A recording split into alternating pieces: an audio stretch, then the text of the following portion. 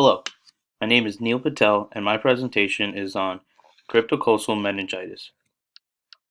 Cryptococcus is a common fungus that is often found in soil and in bird droppings. Cryptococcal meningitis is a fungal infection of the tissues that are covering the brain and the spinal cord. The tissues are known as meninges. It is rare for a healthy person to develop cryptococcal meningitis. Most people who develop cryptococcal meningitis have a weakened immune system caused by an underlying illness such as HIV or cirrhosis of the liver. There are two types of cryptococcal fungus that cause cryptococcal meningitis. A fungus called C. neoformin causes most cases of cryptococcal meningitis. This fungus is found in soil all over the world and in particularly soil that contains bird droppings. The second fungus that causes cryptococcal meningitis is C. gatti. This variety is not found in the soil, but it's associated with several trees, including eucalyptus. It's usually found around the debris around the base of the tree and not actually on the tree bark itself. As you can see in this picture here we can see a normal meninge with spinal fluid in the middle and the tissues around it.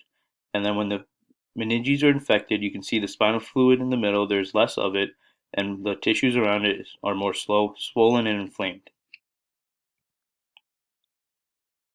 Symptoms of cryptococcal meningitis often develop gradually, within a few days to weeks of exposure to the fungus.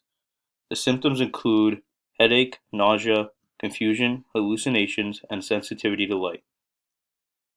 It may be difficult for someone to tell if they have symptoms of cryptococcal meningitis because many of the symptoms may be similar to the side effects of the medications that they may be taking to treat cryptococcal meningitis.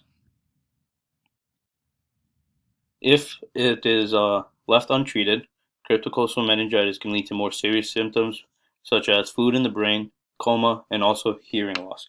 Cryptococcal meningitis can be fatal if not treated quickly, especially in people with HIV and AIDS. So treatment for cryptococcal meningitis usually starts with a diagnosis, and the doctor does this by seeing the medical history of the patient, and then they could do a spinal tap to confirm their diagnosis. During the tap, the doctor inserts a needle into the spinal column just above the hips to extract spinal fluid. The fluid is then examined for signs of infection and to see if cryptococcal is the cause of the infection. So the treatment would first start with an intravenous therapy with amphotericin B, and usually doctors combine this with antifungal medicine called 5-fluorouracil. Patients usually start with this, but as both of these drugs are paired together, they have a serious side effect, including kidney damage. So as soon as the patient starts showing no signs of cryptococcal meningitis through their spinal fluid, the doctor will adjust their medications to stop using amphotericin B, just so there's less risk of a kidney failure or kidney damage. Who's going to be infected? So with this disease, it's monitored very thoroughly, and it's not spread from person to person. Instead, an individual acquires cryptococcal meningitis when they inhale soil particles contaminated by the bird droppings. It usually occurs in people who have a compromised immune system, and as mentioned before, C. gatti is more likely to infect someone with a healthy immune system, but this is a very rare occurrence. The fungus first infects the body, and then the infection spreads to the central nervous system, and then that's what results in cryptococcal meningitis.